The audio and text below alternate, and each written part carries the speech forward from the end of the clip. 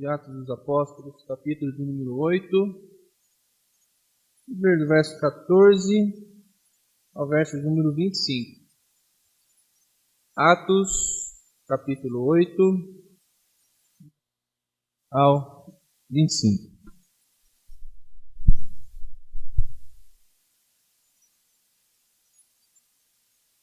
Ouvindo os apóstolos que estavam em Jerusalém e Samaria receber a palavra de Deus, enviaram-lhe Pedro e João, os quais, descendo para lá, oraram por eles, para que recebessem o Espírito Santo.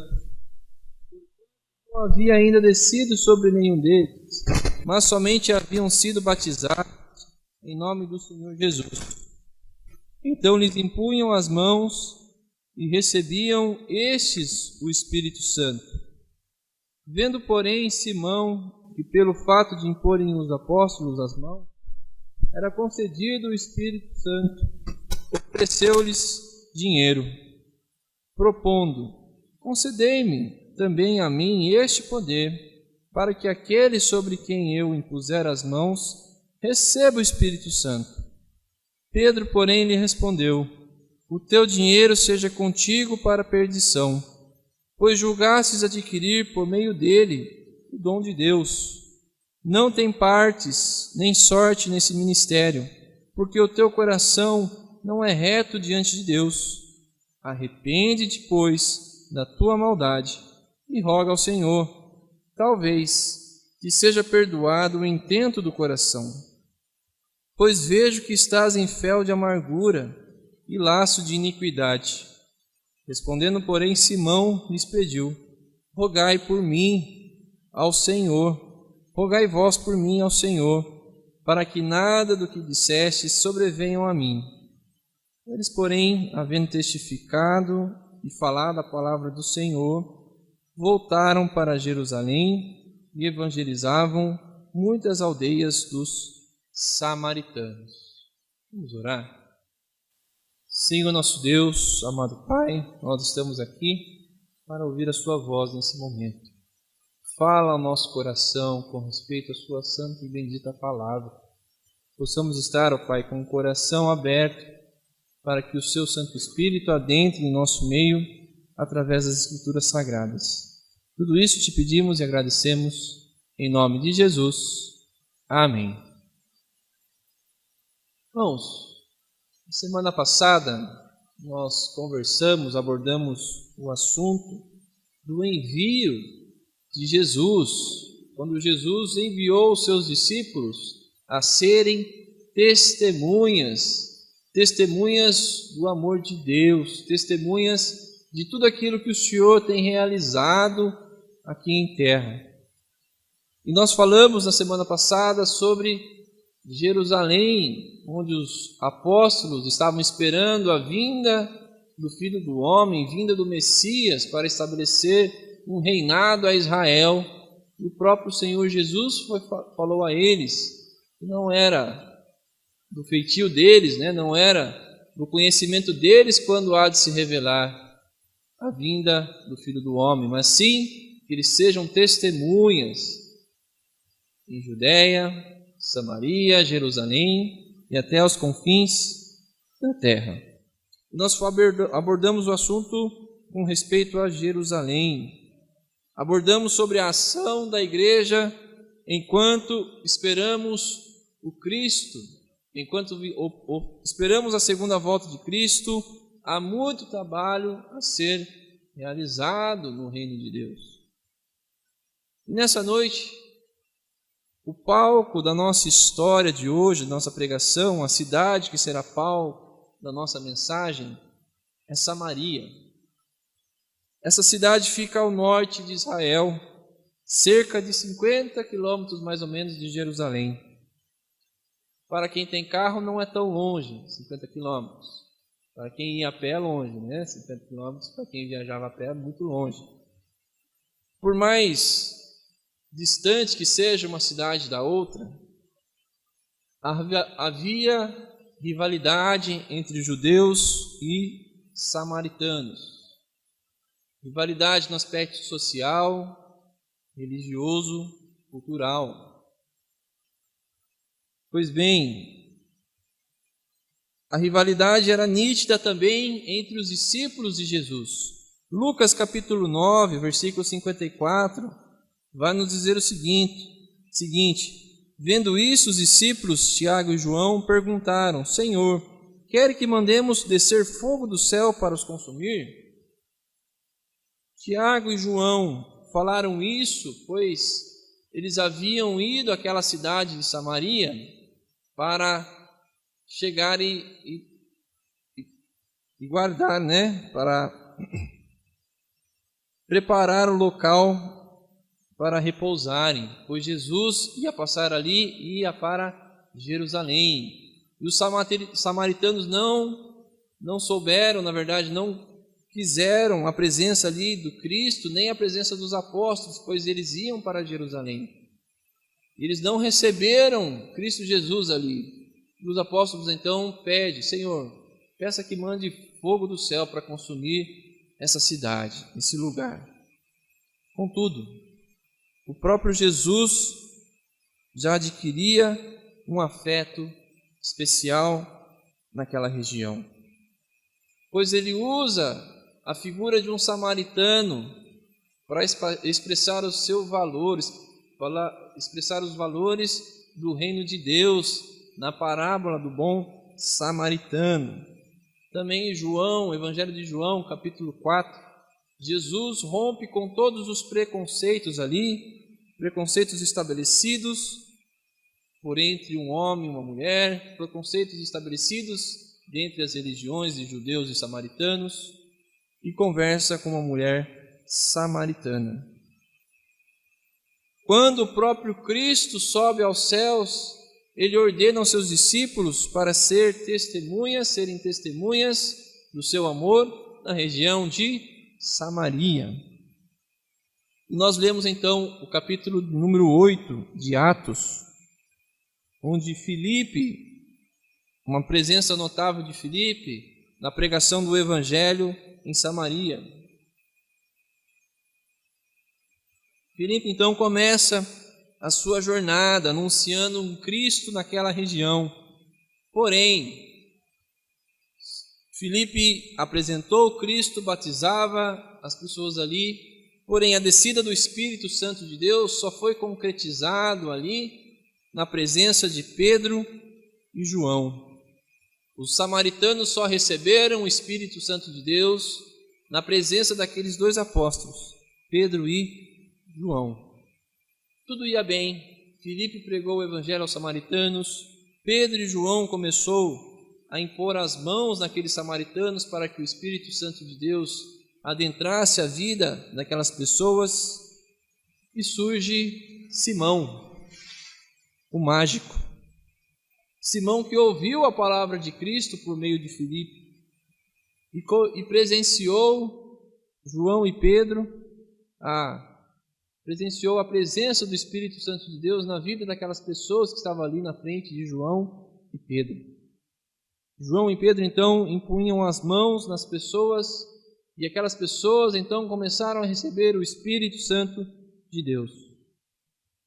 Simão, o mágico, já era reconhecido como grande poder. E João iludia as pessoas, iludia o seu próprio povo, e o seu caráter então estava moldado em enganar os seus conterrâneos. Ele iludia o povo, talvez ganhava até mesmo dinheiro por iludir esse povo. E quando alguém com um caráter corrompido reconhece o poder real vindo do Espírito Santo de Deus, ao invés de ele se arrepender, ele ficou com sede de ganância. A sua sede de querer tirar vantagem foi aguçada. É como oferecer um lanche a alguém que está faminto. Alguém vai te recusar lanche quando está faminto? Eu não vou. Mas é como oferecer um lanche a quem está faminto. Então, Simão, o mágico, oferece dinheiro. Dinheiro a Pedro e João. oferece para aquilo que não se tem barganha.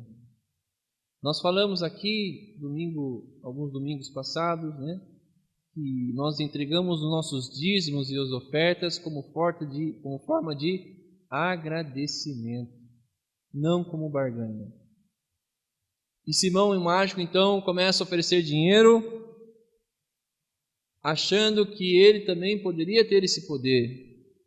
Ele quis barganhar com os discípulos, os apóstolos de Jesus. E algo que nós podemos entender nesse posicionamento é da sua ganância em continuar iludindo as pessoas. Mas temos uma postura de um outro Simão, Simão Pedro. Pedro que teve um posicionamento firme naquilo que ele acreditava. Pedro que entendeu a essência do Espírito Santo de Deus. E Pedro entendia que o Espírito Santo de Deus não se ganhava pela barganha. E o versículo de número 20 diz: o teu dinheiro é para a perdição, pois julgastes adquirir por meio dele o dom de Deus. Pedro foi firme em sua colocação, dizendo que o dinheiro é para a própria ganância de Simão o mágico. Vamos trazer para os nossos dias. Quantas pessoas já tentaram nos ludibriar? Quantos calotes nós recebemos, na verdade, de pessoas gananciosas? Pessoas que tentaram, talvez até mesmo adquiriram certa vantagem em nosso favor. Quantas pessoas nos enganaram, querendo oferecer algo, mas na verdade não era aquilo que eles queriam oferecer em troca de dinheiro, da nossa atenção, enfim. Quantas decisões mal feitas, realizadas, que trouxeram prejuízos, até mesmo financeiro, para todos nós, na verdade. Quando nós falamos então sobre corrupção, nós estamos falando sobre a nossa própria cultura brasileira. O jeitinho brasileiro também tem parte na corrupção da nossa cultura. Seja nas nossas pequenas práticas, enquanto conferimos o troco, e quando o troco tem mais, nós muitas vezes guardamos no bolso. Quando tem menos, nós reclamamos, não é verdade? Seja nessas pequenas práticas de corrupção, ou seja nas maiores práticas de corrupção no meio político, onde pessoas públicas que deveriam representar os nossos votos tiram proveito, superfaturando muitas coisas no poder público. O Espírito Santo de Deus, em sua igreja, em todos os lugares onde Ele está, Ele é verdadeiro e também Ele é incorruptível. O Espírito Santo, o Evangelho da graça de Deus, não há corrupção nenhuma em si próprio. Pedro confiava a sua vida nessa mensagem, levou até as últimas consequências essa mensagem da graça de Deus. E nós precisamos entendê-la para nós não nos corrompermos. Nós precisamos entender que ela é uma mensagem pura, essencial para a nossa vida, mas ela não é corruptível, ela não é corrupta. A necessidade do coração de Simão, o mágico, era conseguir mais adeptos, mais lucro, mais barganha em cima do seu próprio povo, os samaritanos. E nós precisamos entender algo que acontece aqui no contexto de Simão o mágico. Um coração corrompido só oferecerá corrupção. Não há nada de bom para quem tem uma vida corrompida, na verdade, para quem tem um coração corrompido pelo pecado, pois não oferece nada de valor, nada de bom.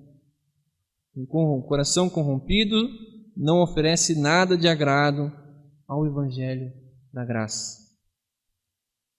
Não há dinheiro que pague a esse Evangelho. Porém, nós entendemos que a graça é um presente imerecido.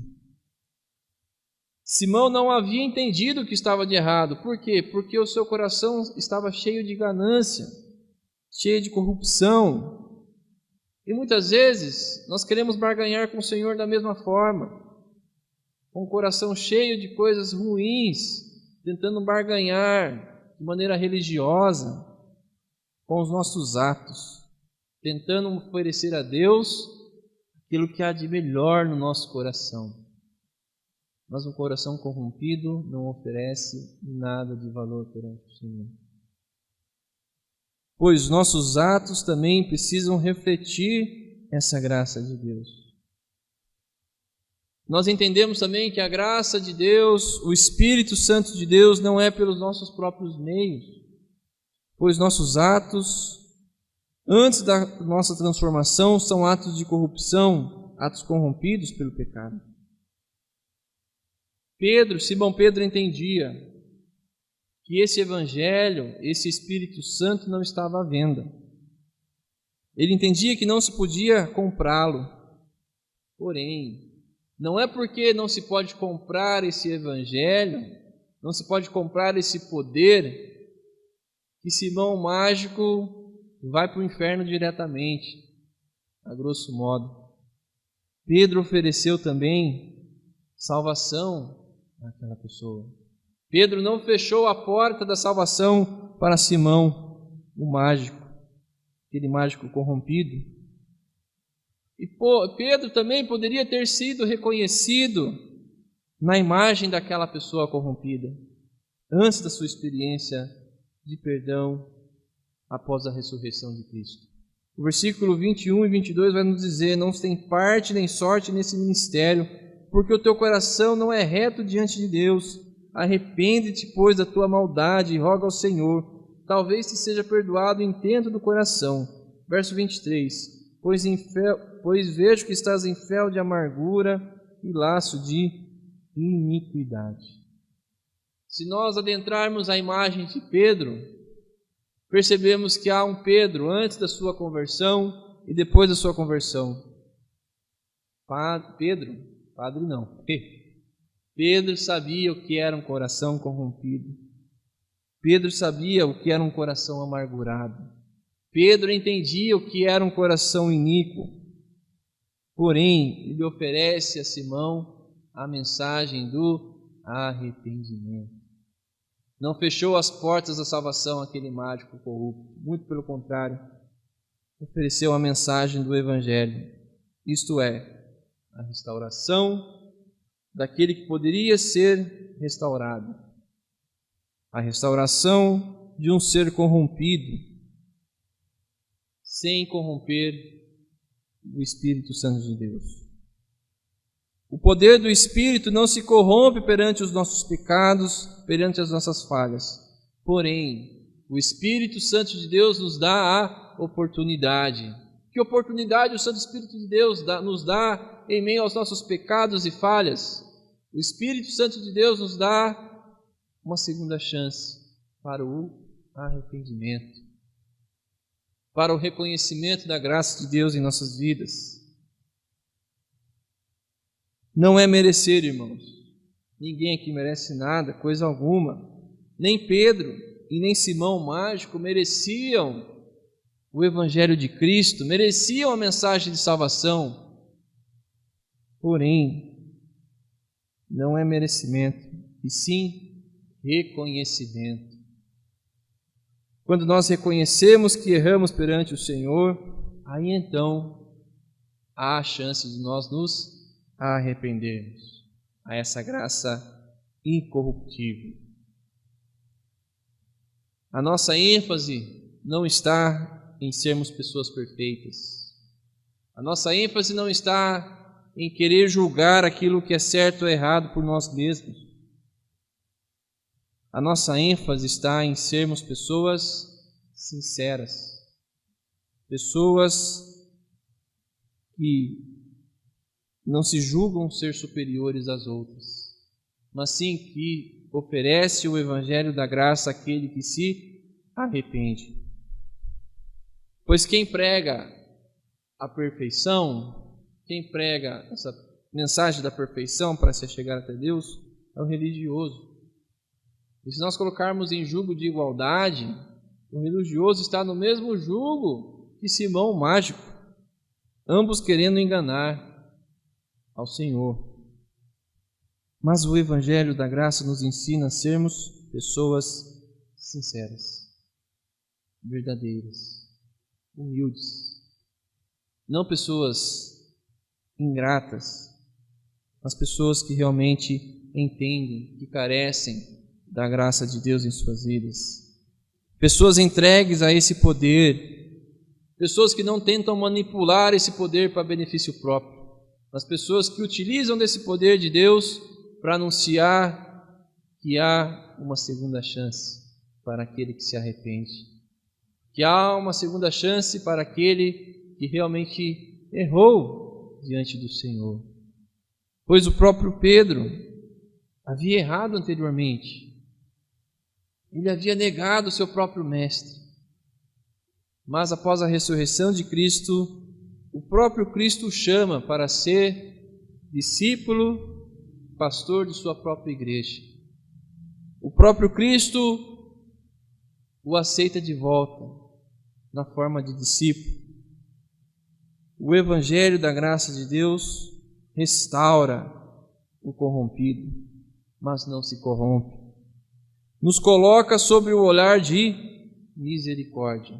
Por que nos coloca sobre o olhar de misericórdia?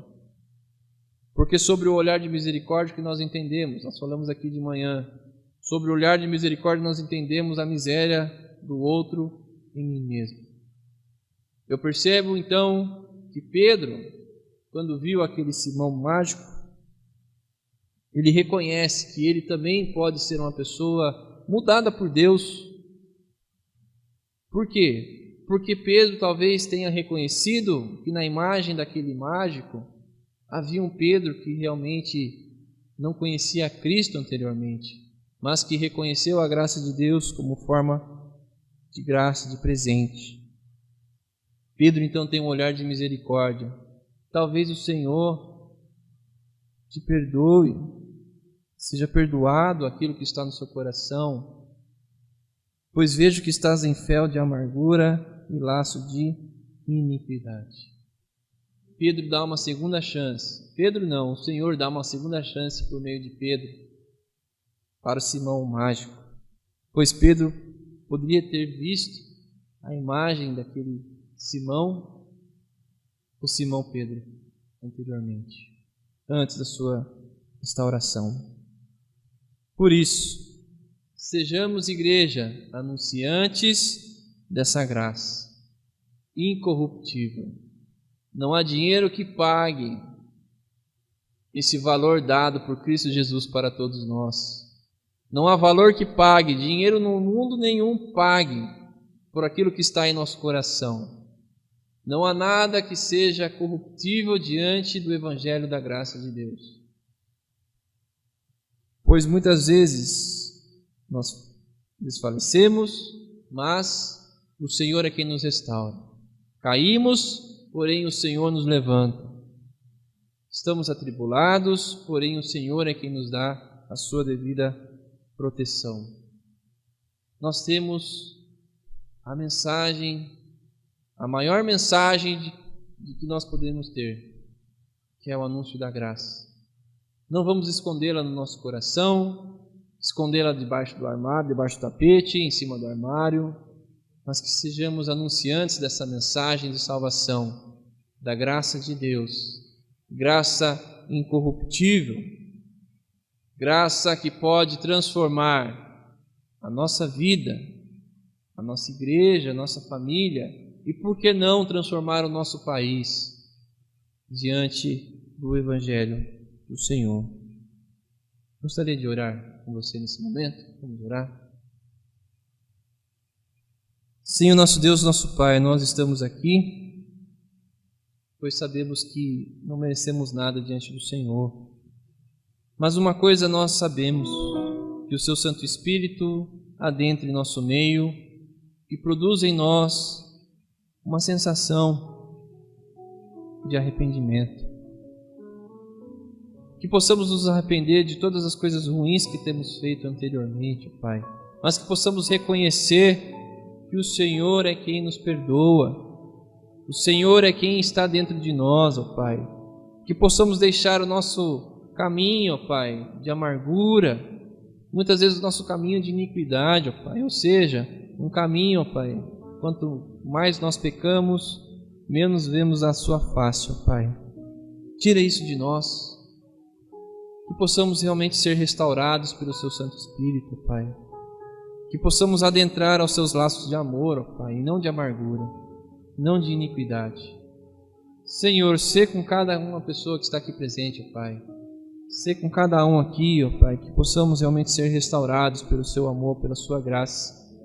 E que o Senhor resplandeça em nosso coração, Pai. Abençoe a todos nós, ó Pai, pelo Seu Santo Espírito.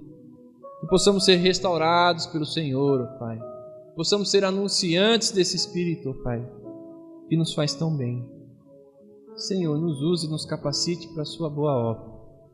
Tudo isso nós pedimos e agradecemos em nome de Jesus. Amém.